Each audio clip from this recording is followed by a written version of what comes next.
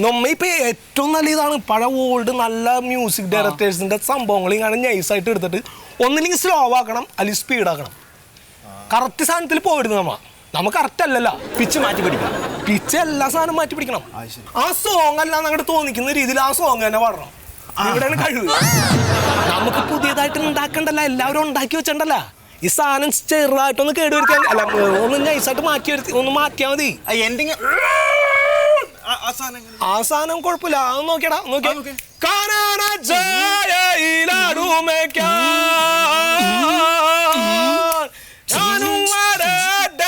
നിന്റെ കൂടെ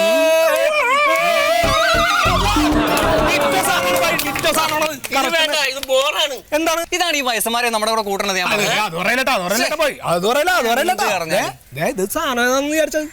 പഴയ ഹിപ്പിയുടെ കാലത്ത് മ്യൂസിക് ചെയ്തിട്ടുള്ള സാധനം തട്ടിക്കൊടുത്ത സുമേഷേട്ടാ തട്ടിക്കൊടുക്ക. പിന്നെ ഇട്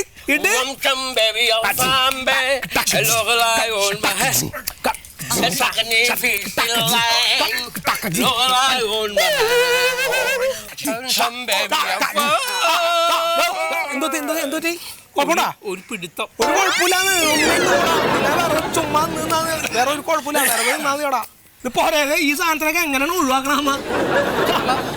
ഇല്ല വലിയ സാധനം തരണം. അടുത്ത കോൺട്രിബ്യൂഷൻ ആരാണ്? എന്താണോ ഇവിടെ?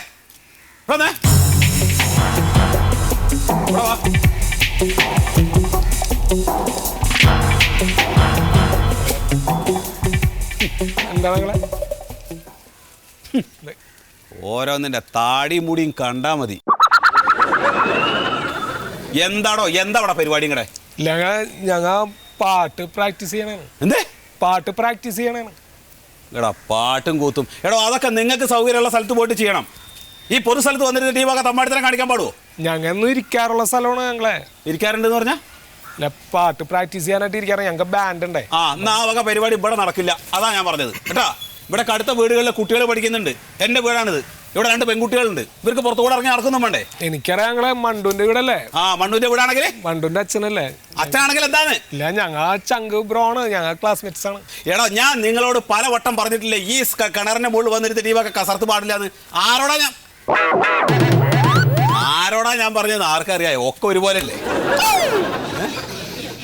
എന്നെ മനസ്സിലായില്ലേ? ഏതാ ഉണ്ണി? ഏത് ഉണ്ണി? രാമേട്ടന്റെ മോൻ. എന്ത് രാമ? ഏത് രാമനാണോ? വീട്ടിൽ തേങ്ങ ഒരുക്കുന്നത് രാമേട്ടന്റെ മോൻ.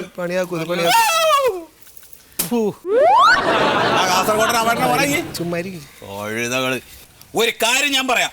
ഇനി മേലാൽ ഈ കിണറിന്റെ മുകളിൽ വന്നിരുന്നിട്ടുള്ള ഈ തോന്നിയാസം കാണിക്കലുണ്ടല്ലോ, ഇനി അത് കാണിച്ചു കഴിഞ്ഞാൽ എനിക്ക് ആക്ഷൻ എടുക്കേണ്ടി വരും. അങ്ങനെ പറയല്ല. ഞങ്ങൾ ശല്യത്തിനൊന്നും ശല്യം ഉണ്ടോ? നിങ്ങളെ കൊണ്ട് വലിയ ശല്യം ഉണ്ട്. അതല്ലേ പറയണത്?